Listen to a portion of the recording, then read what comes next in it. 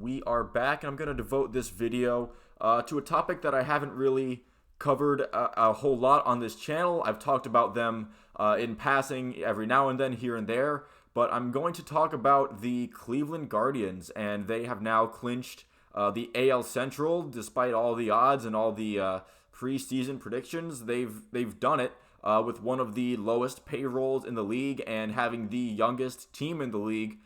Somehow they kind of pulled this off. And if me just now making this video isn't any clue, because this has happened for a few days now, this isn't breaking news or anything, I'm not really a baseball watcher. I'll keep up with stuff that I see on social media. I'll watch the occasional John Boy breakdown, so that kind of keeps me informed with how things are going, because they'll mention if a team's having a good or a bad season. But all in all, I'm not really keeping up with the day-to-day goings-on of the MLB. But, you know, teams like the Buckeyes and the Browns and the Blue Jackets and the like, I kind of watch unconditionally no matter what they put me through or what they do to me. I feel like this Guardians team has really earned my viewership this October when their playoff run starts. And that's what I'm going to watch. I'm not going to be watching regular season games that have already been, you know, when it's already determined that the Guardians are going to be making the playoffs. I don't watch regular season baseball games anyway. I will watch the Guardians when they make the playoffs. But I am going to be keeping a much closer eye on them than I have been. I've been kind of sort of keeping up with how things have gone over the season. I've talked about them in some of my general rundown videos I was doing about like a month or so ago. So something like that. But yeah, I don't think I'm going to be making videos after every single game, doing like game breakdowns or recaps, because it'll come down to, well, they baseball good today, and then if they lose, it's like, well, they didn't baseball so good today. So that's essentially how that's going to be. I think if I'll do videos recapping the Guardians by round, if they are to advance for more than one round, obviously. But because I really don't really feel like I have the full knowledge or a grasp on the roster and just how the Guardian season has played out to really get into like a nitty-gritty game-by-game basis. Again, it would be very basic and very rudimentary, so I feel like it would be more natural and probably a better product for both me and the viewer if I just made videos per round of what's going on with the Guardians.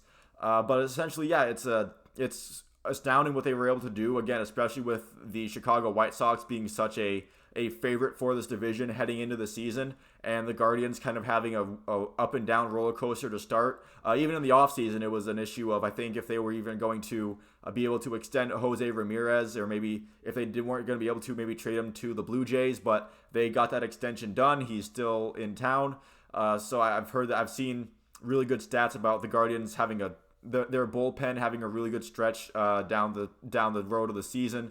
Again, as you can probably tell by that statement, haven't been keeping too close of an eye on the Guardians as of now. But I am going to be watching them in the postseason as much as I can. I'm not going to promise that I'm going to become like a super fan and watch every second of this playoff run. But if they're on and nothing else is on that I want to watch, I will definitely be tuning in.